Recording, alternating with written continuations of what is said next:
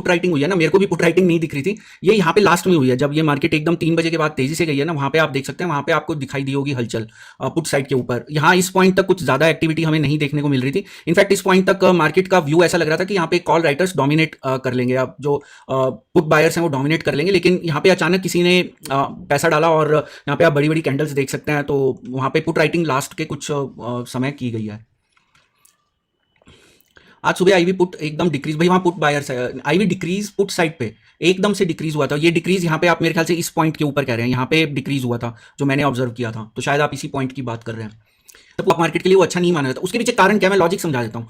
मैं यहाँ पे केवल तुक्के नहीं मारता, मैं आपको लॉजिक समझाता हूँ। इंटरेस्ट रेट इंक्रीज होता है तो उससे ऐसा माना जाता है कि ग्रोथ पे इंपैक्ट पड़ेगा कंपनीज की अगर ग्रोथ के ऊपर नेगेटिव इंपैक्ट पड़ेगा, कंपनीज लैंड मतलब कंपनीज जो है बोरो करती हैं, उनको पैसा बोरो करना है तो उनको हायर इंटरेस्ट रेट पे मिलेगा, इससे उनकी प्रॉफिटेबिलिटी कम होगी, उनकी ग्रोथ स्लो डाउन होगी तो प्रॉफिट के अंदर कमी होगी। यहाँ पे प्रॉफिट में कमी होगी तो फंडामेंटली कंपनी ज्यादा प्रॉफिटेबल नहीं दिखेगी या उसकी परफॉर्मेंस इतनी अच्छी नहीं दिखेगी। दूसरा, लोगों की परचेजिंग पावर कम हो जाती है। अगर इंटरेस्ट रेट इंक्रीज होता है तो लोगों की परचेजिंग पावर कैसे कम होती है? मान लीजिए आज इंटरेस्ट रेट 6% है, ठीक है, आप आसानी से आप ज्यादातर लोग यंग एज के अंदर जो भी कोई बड़ी परचेज करते हैं वो लोन लेके करते हैं, तो अगर मान लीजिए आज इंटरेस्ट रेट 5 या 6% है तो लोगों की अफोर्डेबिलिटी है, क्योंकि इंटरेस्ट रेट कम है वो अफोर्ड कर सकते हैं उस चीज को। लेकिन अब मान लीजिए इंटरेस्ट रेट जैसे पहले मुझे याद है 2013-14 में इंटरेस्ट रेट 10% के आसपास था, 10% हो जाता, 11%। पर्सनल लोन का इंटरेस्ट रेट उस समय 18-20% के आसपास था, तो 24% तक भी था कई बैंक्स के अंदर। तो वहां पे क्या होता है, परचेजिंग पावर कम हो जाती है, तो उससे डिमांड भी कम हो जाती है। तो ये कई फैक्टर्स होते हैं जिससे कंपनी की जो प्रॉफिटेबिलिटी है, कंपनी की जो ग्रोथ है वो स्लो डाउन हो जाती है। स्लो डाउन हो जाएगी तो फंडामेंटली कंपनी अच्छा परफॉर्म नहीं करेगी, कंपनी अच्छा परफॉर्म नहीं करेगी तो उसका स्टॉक भी अच्छा परफॉर्म नहीं करेगा, स्टॉक अच्छा परफॉर्म नहीं करेगा तो स्टॉक मार्केट भी अच्छा परफॉर्म नहीं करेगी।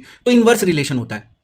अब यहां पे क्या हो रहा है, यहां पे अब आज फेड रेट हाइक की बात चल रही है लेकिन यूएस की मार्केट रैली कर रही है, मतलब ये क्या हुआ, ये तो एक तरीके से वही हो गया कि आप बैड न्यूज को सेलिब्रेट कर रहे हैं। तो बैड न्यूज को मतलब सेलिब्रेट करना, ये तो मुझे नहीं आइडिया कि ये ऐसा क्यों हो रहा है। अगर हम अब यूएस की मार्केट देखें, जब ओपन हुई थी मैंने तब देखी थी, तो ये देखिए अभी मार्केट रैली कर रही है, यूएस की मार्केट यहाँ 1% से ऊपर है, जबकि फेड हाइक करने वाला रेट नेस्डेक 2.75% अप है। तो मार्केट जो है वो जिसको कह लीजिए ना कि जो अभी जैसे किसी ने हमारे एक मेंबर ने कमेंट किया कि मार्केट इरेशनली बिहेव कर रही है, तो ये इरेशनल बिहेवियर है कि जो फंडामेंटल्स हैं, जिस बेसिस के ऊपर मार्केट को काम करना चाहिए, जो लॉजिक्स है, मार्केट उनको फॉलो नहीं कर रही, तो ये लिक्विडिटी का इफेक्ट है।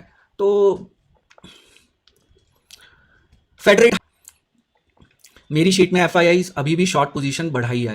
भाई देखिए अब वो हर किसी का कैलकुलेट करने का अलग अलग तरीका होता है, तो यहाँ पे उन्होंने जो अभी दिख रहा है कि शॉर्ट पोजीशंस कम की हैं, अभी भी शॉर्ट पोजीशंस तो हैं उनकी, क्योंकि एलएस रेशो जो है वो अभी भी 1 से कम है, 0.84 है। अगर आप देखेंगे नेट बेसिस के ऊपर एफआईआईज की लॉन्ग पोजीशन 90,000 है और शॉर्ट पोजीशन 1,08,000 है। तो अगर आप वैसे नेट बेसिस पे देखेंगे तो अभी भी उनका व्यू जो है, क्योंकि एलएस रेशो भी 1 से कम है, तो अभी भी उनका व्यू जो है मार्केट के प्रति ये है कि भी वो बुलिश नहीं है मार्केट के प्रति, ऐसा लग रहा है हमें। Today it's premium meeting day.